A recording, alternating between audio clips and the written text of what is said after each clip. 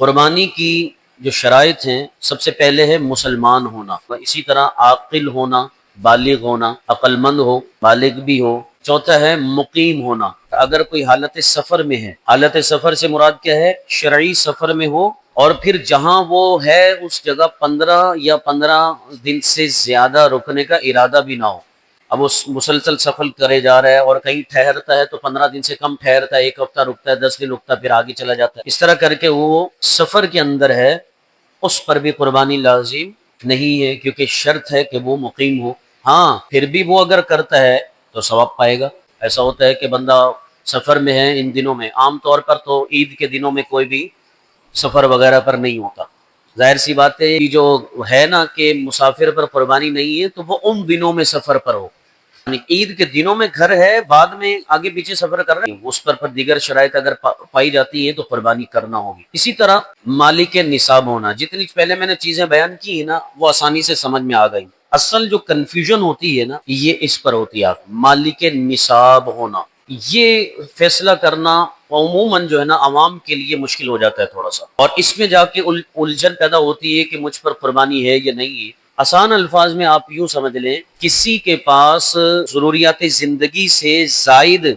جتنی بھی چیزیں ہیں، یعنی جو چیزیں ابھی آپ استعمال نہیں کر رہے، بہت ساری اضافی چیزیں ہوتی ہیں جو استعمال میں نہیں ہوتی، گھر میں ایسی رکھی ہوئی ہیں، چاہے وہ سونا چاندی وغیرہ کی صورت میں ہو یا نہ ہو، قربانی میں سونا چاندی کی قید نہیں ہے، وہ زکوٰۃ میں ہے۔ یہ ایک اہم فرق یاد رکھیے گا، اس لیے آپ نے علماء سے سنا ہوگا قربانی زیادہ لوگوں پر واجب ہوتی ہے جبکہ زکوٰۃ کم لوگوں پر۔ اس کا فرق یہی ہے کہ زکوٰۃ کے لیے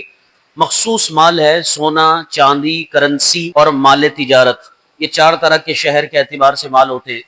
جبکہ قربانی کے اندر عموم ہے، یعنی ہر طرح کی وہ چیز آ جائے گی جو آپ استعمال نہیں کر رہے۔ 2 موبائل ہیں، ایک اس سے آپ کا کام چل رہا ہے تو دوسرا اضافی اس کو کہیں گے، 2 گاڑیاں ہیں، ایک استعمال میں ہے دوسری نہیں، اگر تو فیملی بڑی ہے دونوں ہی استعمال میں ہوتی ہے تو ٹھیک ہے، کوئی مسئلہ نہیں ہے، لیکن بعض اوقات ایسا ہوتا ہے کہ ضرورت تو ایک سے پوری ہو رہی ہے، دوسری شوقیہ طور پر رکھی ہوئی ہے۔ ایسے بھی لوگ ہوتے ہیں نا، شوق پورا کرنے کے لیے موبائل بھی شوقیہ طور پر رکھا ہوا ہے، کام کا نہیں ہے، کام اسی ایک سے ہو رہا ہے سارا، دوسرا صرف ایک شوق کے طور پر رکھا ہوا ہے، تو اب یہ اضافی ہے کیونکہ آپ کی ضرورت کا تو دوسرا اس سے پورے ہو رہا ہے نا۔ اسی سے آپ اندازہ لگاتے جائیں، بہت ساری ایسی ہماری ہو سکتا ہے گھر کے اندر چھوٹی چھوٹی چیزیں ہوتی ہیں جو ہم استعمال نہیں کرتے، کچھ چپلیں ایسی ہوتی ہیں، کچھ کپڑے ایسے ہوتے ہیں، کچھ اور چیزیں ایسے گھر کے اندر ہوتی ہیں جو ہم استعمال کرنا چھوڑ دیتے ہیں، اب وہ کسی کو آگے دیے بھی نہیں ہیں تو گھر میں ہی جمع ہوتی چلی جا رہی ہیں۔ ان ساری چیزوں کو جمع کریں، اب جمع کر کے اب ان کی ایک قیمت آپ لگائیں۔ مارکیٹ ویلیو کیا ہو سکتی ہے قربانی کے ایام میں کہ وہ اگر 52.5 تولہ چاندی کے برابر یا اس سے زیادہ رقم بنتی ہے تو قربانی واجب، چاہے وہ پھر بیچنے کے لیے مال ہو، جیسے چھوٹی سی ایک پرچون کی دکان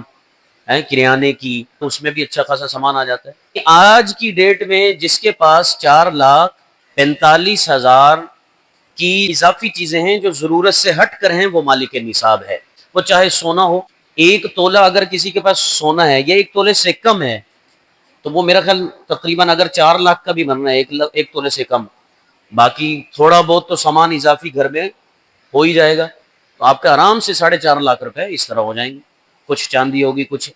کوئی رقم، یہ ساری چیزیں لگا کے اگر تو یہ ساری چیزیں 4,45,000 آج کی ڈیٹ میں ہے تو مالک نصاب ہے وہ بندہ۔ اب یہ ہر بندہ اپنا فیصلہ خود کر سکتا ہے، کیونکہ ہر بندے کو اپنے بارے میں پتا ہوتا ہے اس کے گھر میں کیا چیز ضرورت سے زائد ہے، تو وہ اپنا حساب لگا سکتا ہے۔ یہ تو ہو گئی شرائط۔ شرائط میں کتنی چیزیں میں نے بیان کی ہیں؟ مسلمان ہونا، عاقل ہونا، بالغ ہونا، مقیم ہونا، اور 5ویں چیز ہے مالک نصاب ہونا۔